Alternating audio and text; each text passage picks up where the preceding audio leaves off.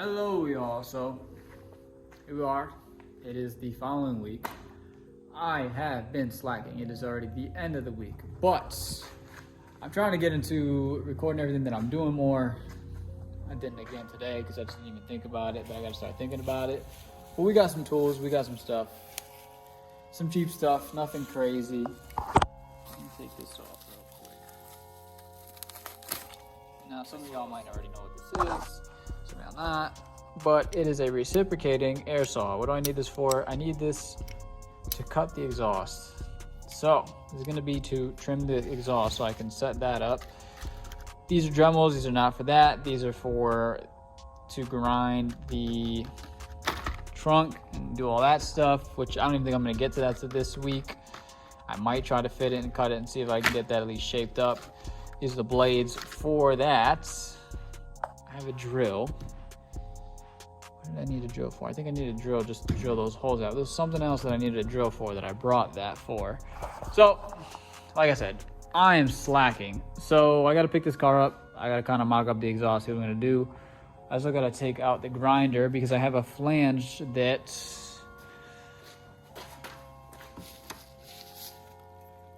Gus gave me.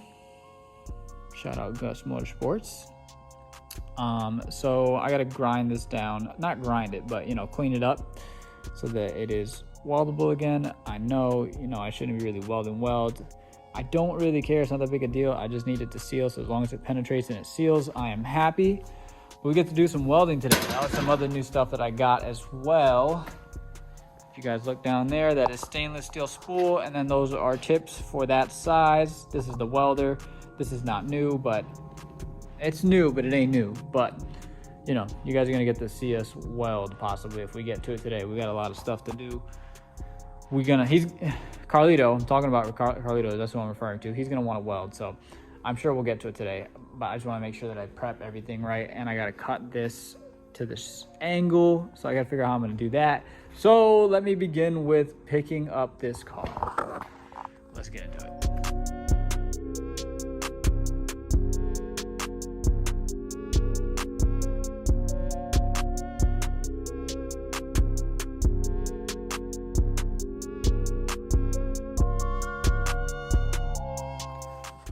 So we're back. Gonna try to keep, pacing with you guys. This is gonna make the video quite a bit longer. It also takes it longer to edit, which is why I try not to do this, because I try to get the videos out quick. And I also just kind of go and kind of just roll and shoot with everything. But it is what it is. We're just gonna try to do this and edit as least as possible. So I will try to be occupied while whatever I'm filming and doing. So right now I'm gonna show you guys exactly what I'm setting up. I know I said I didn't really want to touch this with my hands, but you know what? Actually, I might have clean gloves that I can grab. So this is the exhaust, right? This is going to be the down pipe, I guess, mid pipe. I don't know what you want to call it. It's got to go to this, right? Now it's not going to go on that side because that side is going to sit flush with the actual flange down there. Let me see if I got a light here so I can show you guys without it being completely dark. Just gonna let us see, and we're gonna crawl under the car. So we're going down to the exhaust. Oh, to the header. Let me see if I even fit under this thing right now. The car is much lower. I don't really have it lowered as to what as high as it should be, because it's not. I'm not used to it being low and then picking it up. I only picked up the front. So, let me see here. So, I gotta go to that flange right there, right? If I'm moving, it's because I'm holding you guys with my stomach, so sorry if it's shaky, but you get what you get. You don't get upset. But as you can see, I have to cut this end to this so that it's gonna sit properly going through here. So I gotta figure out which way that's gonna go. I gotta cut it. Which I'm thinking I should be able to. I should have put gloves on both hands. At this point, I really don't care. I'm stuck. I'm balls deep in this car right now. So what I'm thinking is figure out the angle like this. I hope you guys can see this. drawing some type of line and then cutting it and going. Now that I'm looking at it too, which kind of sucks, it's gonna have to get a curve on the back of it too, unless I kind of weld it angled on the back too.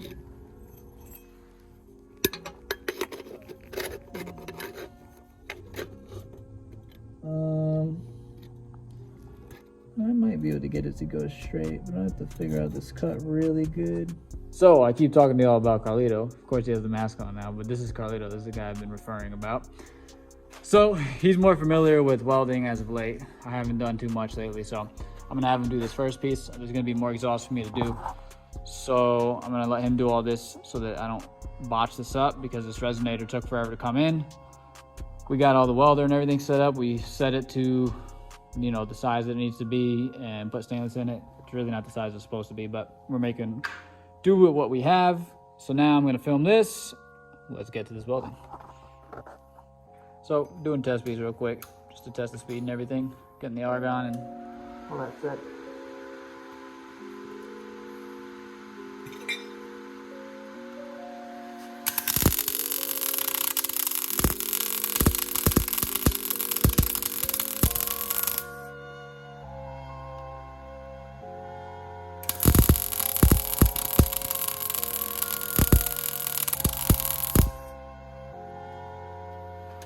Okay, onto the actual piece.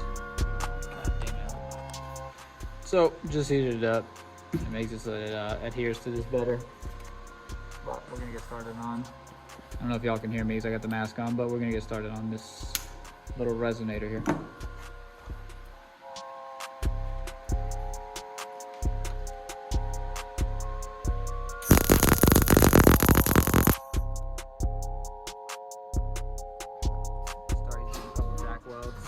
It's actually looking really good. We just did it on that test piece, but that test piece is obviously contaminated and not stainless. This other piece here is not stainless, but I not polished it, but brushed everything down so it's not contaminated. So it's looking good now.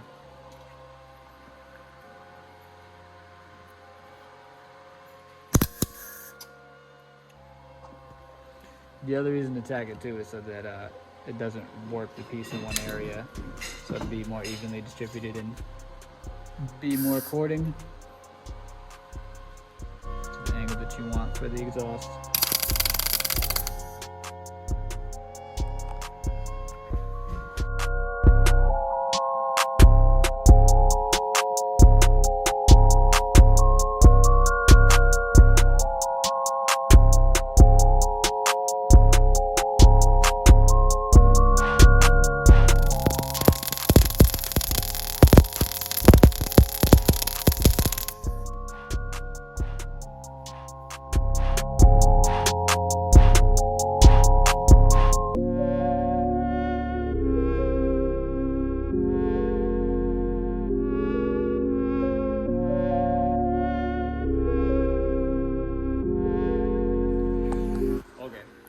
I got him finishing up back there, as you guys can see. He is now doing the flange to the actual resonator. We already mocked it up because we tacked it to make sure that everything fits. It's looking good. The biggest thing that's gonna suck now is going to be when we go do the rest of the exhaust. On the mid pipe side, I'm gonna have to do a flex pipe so that I can kind of get it to bend a little bit, so that I can have some leeway for when it goes to the back. I can get the angle right and it doesn't touch it. Drag anything like that. Okay, so this week, again, I know it's being lazy. I'm doing a lot of the crossing the P's and Q's, all the stuff that I didn't do. I still haven't done that. One brake line right there, but this is all done now. You guys just got to see all that stuff. So all this stuff is decent. I know it's ugly. It's because, number one, this had welds on it already. I grinded them down as best I could, but you know, it is what it is. And then this is thicker. This is not as thick. So the reason that that causes an issue is that this wants to be welded at a cooler temp, but this wants to be welded at a hotter temp. And then same thing, because this had the thick welds on it already. This wants to be welded at a hotter temp. This wants to be welded at a cooler temp.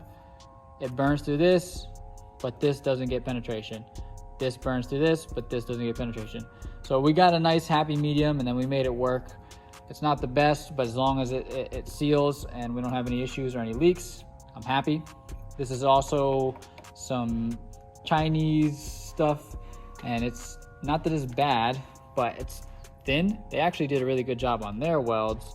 Unfortunately, it's just thin pipe, so to weld it to something else. This is more like, probably like a motorcycle type of exhaust, but we're gonna send it, we're gonna put it on there and see what happens and see how it holds up, see if it holds the heat.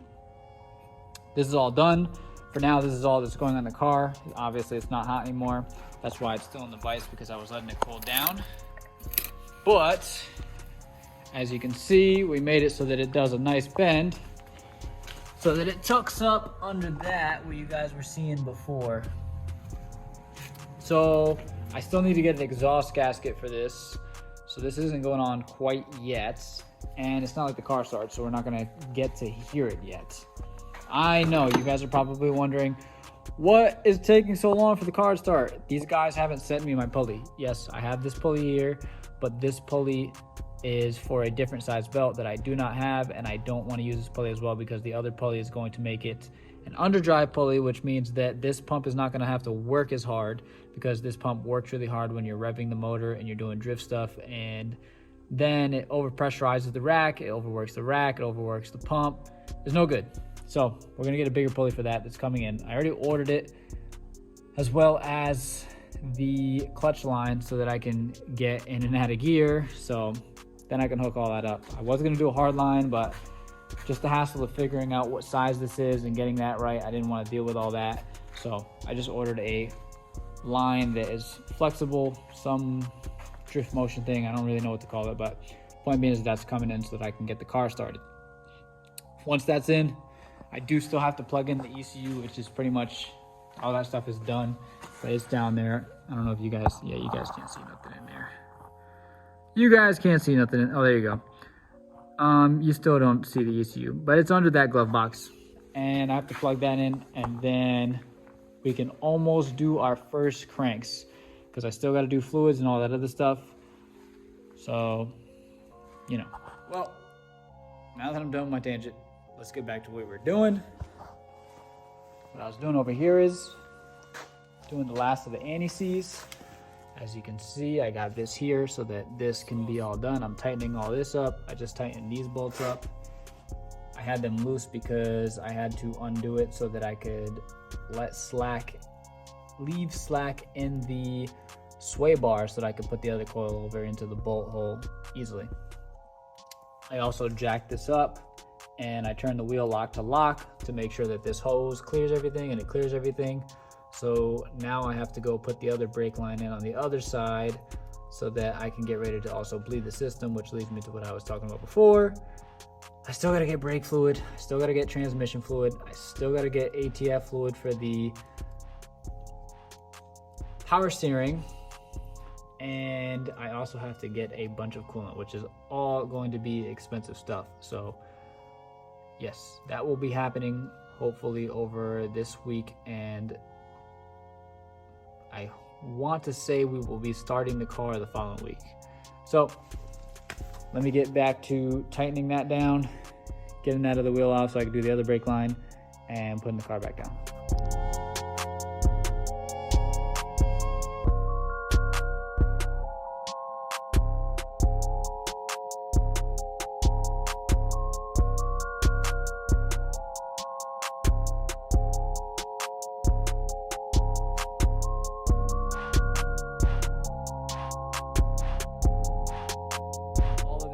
Done now. So now that is done and this is done, I'm not putting this on today.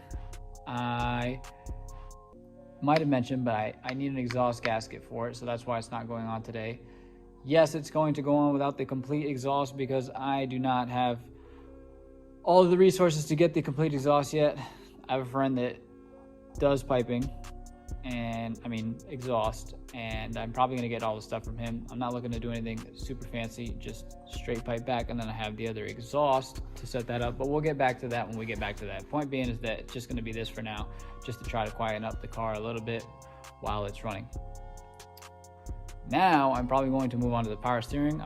Basically, I need to fit the power steering reservoir over here. I'm going to try anyways. I do need to do it here, but I just don't know how I'm going to get it to work here. There is another hose that I have to fit in there. This hose is hooked up here. This is to the pump, and this goes to the rack to give it pressure. And then there's a return line that I have to hook up that I have set up over here. Not this one, but I believe it is this one, yes. So if you look, come on, give it here. I have an AN90 on this one, and I have an AN45 on this one.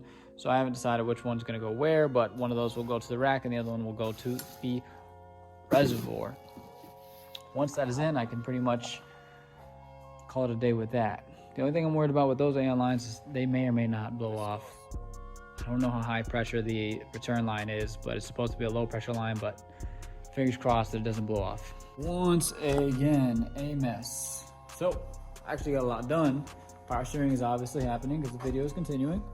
So I separated the AN10 pieces off of this. This is normal wear and tear just from it being sealed, but this is where it's split, and this is why I cannot use it anymore, as well as it's too short. And this is the AN fitting that's going to go to the reservoir, or from the reservoir to the pump. This will be on the pump, and this will be receiving from that AN that I just showed you and going into the pump and feeding it power steering fluid. So I got to measure the length. I have another 10 AN tube that's going to go over there, and then I have to remake that AN line. I can toss this tube because this tube is no good. I also cut some slots into there. You see that little gap right there, so that I can actually slide my power steering reservoir into those slots and then bolt it up. So I'm setting that up. I'm making that last AN line. Actually the black AN line right here actually ended up working perfectly for fitment. I trimmed down that bracket so that I could fit the AN lines right under the pump, right from where it sits on the bracket. So I'm gonna start making that, and then we'll get back to putting in the power steering reservoir.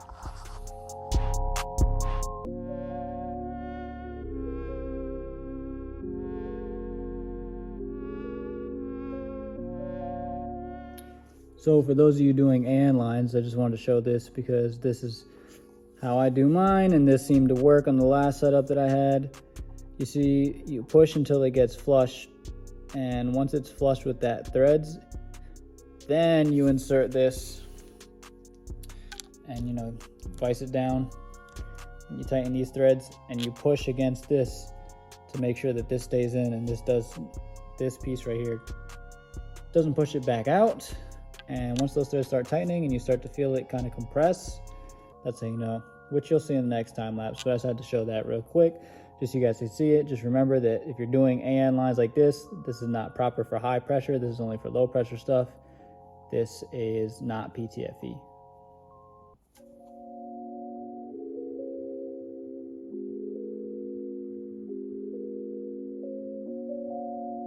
So if you saw me going back and forth, I was just trying to get this to line up. You guys don't want to over tighten these because these will crack, but if you did sandwich it right, then as you can see, it is pretty flush. But if you over tighten it, you will crack that. So now I'm about to put this in and set up my power steering setup. So if you guys remember that slot, well, I gotta figure out what size I need for this. So hook up my AN line real quick. So we're gonna put this to the bottom of this. This takes an AN10. For those of you guys probably asking, this is Chase Bays. Chase Bays makes a good reservoir. As you can see, it survived the accident and everything still works, which is great. The most important thing about this, if it was, you know, that this whole thing got dented, is that the baffle in here didn't get messed up. So I'm all set on that. I'm not worried about that. But this is a -10 AN fitting on the bottom, and then they have a -6 that goes down to the return line. And the way that I set this up, you guys remember that little slot I made? Those bolts right there on the back of that are going to slot into that. And now if you guys can see over here, reservoir. piece that connects to the reservoir. Other side of my dash and temp. These have O-rings on them too, so you kind of settle those in. Don't worry about that ground wire. Once you settle them in, this has 2 O-rings, a Powerhouse Racing adapter. There's other ones that you can get from Drift Motion, and I want to say Drift HQ has them too. Drift HQ has some good stuff for this stuff. And then they come with an Allen and a tab that locks them in place. Some of them are different, but you know, you'll see each one based on how it is. Ideally, I would like to tighten these outside of the bay, but the way that this is going, it doesn't look like that's gonna happen. This one, I believe. So now we're getting something. Go back in. Very good, very nice. Okay, so I know this whole video is a mess. I'm a mess. There's another one of those crazy ones, a lot going on. But we actually got a lot done now. So if you look, oh, my light's dying. Hold on. So if you look, I made a cut in this bracket so it could bracket this up. That's not going nowhere now. Those hoses, I made this one. I put the return line in, tightened that all up. This is all tightened up. I just went down there and tightened those 2 down there. That is this one from the pump. I actually might have to, nope, I tightened this one already, cool. So this goes down to the rack. From there, comes back from this black line, comes up here and returns back to this. So my whole power steering is all set up now. The only thing I'm waiting for is my pulley. So I can put my pulley on and then I can put the belt on so that we can start the car. Because I don't need the clutch line to start the car, although they're coming in the same package. So it doesn't really matter, I'll do both at the same time. So we're getting closer. I do have to figure out what I'm gonna do with this. I do have to plug the ECU in and see what the car does or doesn't want to do. But just to recap everything, finished the power steering stuff, tightened all my suspension components and all that stuff, did finish my brake lines, got that all set up. I'm about to put the car back down. We didn't get to the spoiler. I actually meant to mention this as well. I started drilling a hole in the bumper support, and the reason for that is I'm going to drill it into the bumper as well. And I'm going to bolt up a tow hook so that I can have a tow hook in the front versus on the bottom of the car, and my bumper won't get crunched up if anyone ever has to pull me out. The other thing that we also got done today,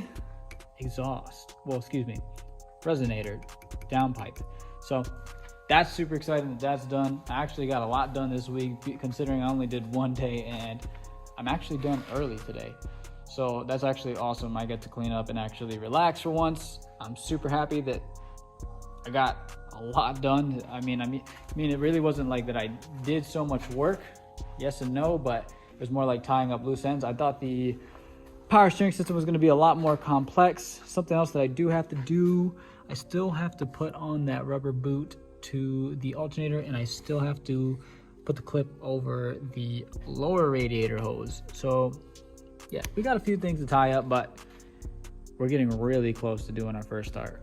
I need to get fluids. Like I said, I keep repeating it. I need to get fluids, brake fluid, ATF for power steering, all that other stuff. So soon, very soon, guys. With that being said, if you guys enjoyed, please like, subscribe, comment, all that good stuff. I'm peacing out. I'm tired. I'm going to clean up and everything. And I'm going to take my butt home so that I can clean myself up because I'm a mess now.